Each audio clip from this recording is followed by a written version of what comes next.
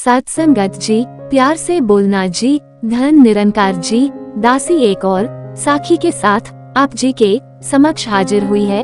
उम्मीद करती हूँ आप सभी संत महापुरुष माता जी की कृपा से बहुत अच्छे होंगे। सत्संगत जी, आज का विषय है, अगर हम दूसरे के लिए गड्ढा खोदते हैं तो खुद ही उसमें गिरते हैं। सत्संगत जी, चैनल पर पहली बार आए हैं तो लाइक शेयर सब्सक्राइब करना ना भूले। सत्संगत जी, तो चलिए आज की साखी की शुरुआत करते हैं। सत्संगत जी, रचना ने फोन की घंटी तो सुनी। सत्संगत जी, आलस की वजह से रजाई में ही लेटी रही। उसके पति राहुल को आखिर उठना ही पड़ा। दूसरे कमरे में पड़े फोन की घंटी बजती ही जा रही थी।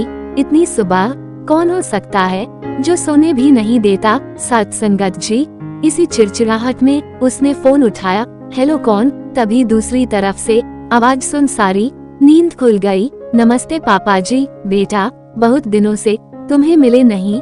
सो हम दोनों 11 बजे की गाड़ी से आ रहे हैं। दोपहर का खाना साथ में खाकर हम 4 बजे की गाड़ी से वापस लौट जाएंगे, ठीक है? हाँ पापा जी, मैं स्टेशन पर आपको लेने आ जाऊंगा। सत्संगत जी, फोन रखकर वापस कमरे में आकर उसने रचना को बताया कि मम्मी पापा 11 बजे की गाड़ी से आ रहे हैं और दोपहर का खाना हमारे साथ ही खाएंगे। सत्संगत जी, रजाई में घुसी रचना का पारा एकदम 7वें आसमान पर चढ़ गया। कोई इतवार को भी सोने नहीं देता। अब सबके लिए खाना बनाओ, पूरी नौकरानी बना दिया है।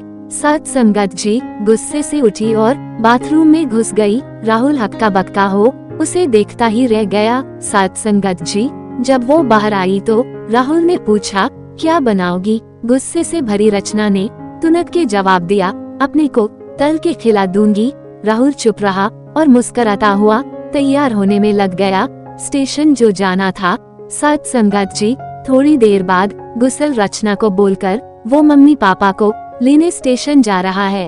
वो घर से निकल गया। रचना गुस्से में बड़बड़ाते हुए खाना बना रही थी। सत्संगत जी, दाल सब्जी में नमक मसाले ठीक है या नहीं की परवाह किए बिना बस करछी चलाए जा रही थी।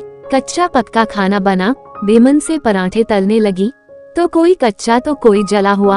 आखिर उसने सब कुछ खत्म किया। नहाने चली गई। सत्संगत जी, नहा के निकली और तैयार हो सोफे पर बैठ मैगजीन के पन्ने पलटने लगी। उसके मन में तो बस ये चल रहा था कि सारा संडे खराब कर दिया। बस अब तो आए, खाएं और वापस जाएं। सत्संगत जी, थोड़ी देर में घर की घंटी बजी तो बड़े बेमन से उठी और दरवाजा खोला।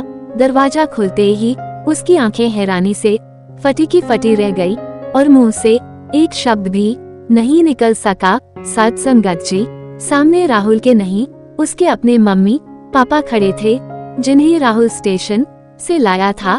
सत्संगत जी, मम्मी ने आगे बढ़कर उसे झिंझोड़ा। अरे क्या हुआ? इतनी हैरान परेशान क्यों लग रही है?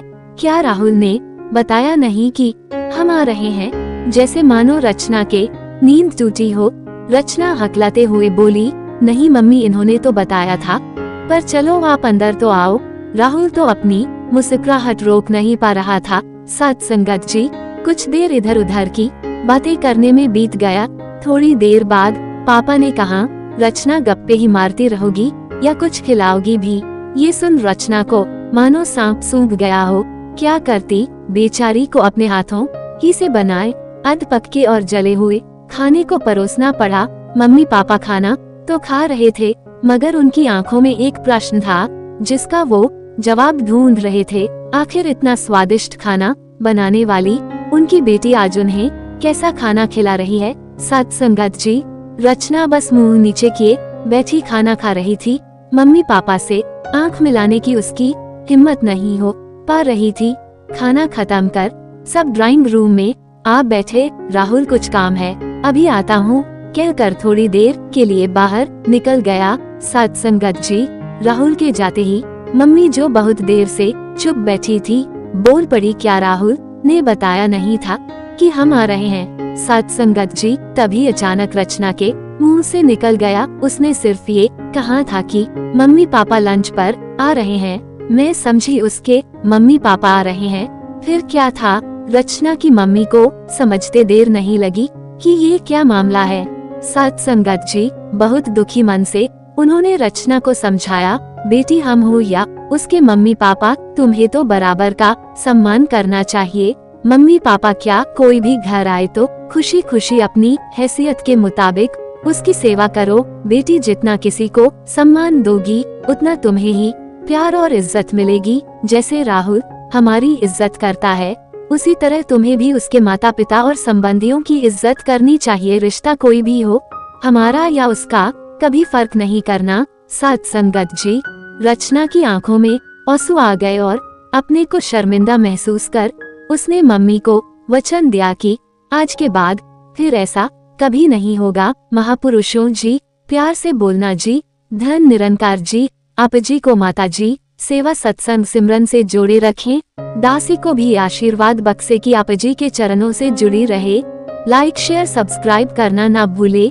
प्यार से बोलना जी। धन निरंकार जी।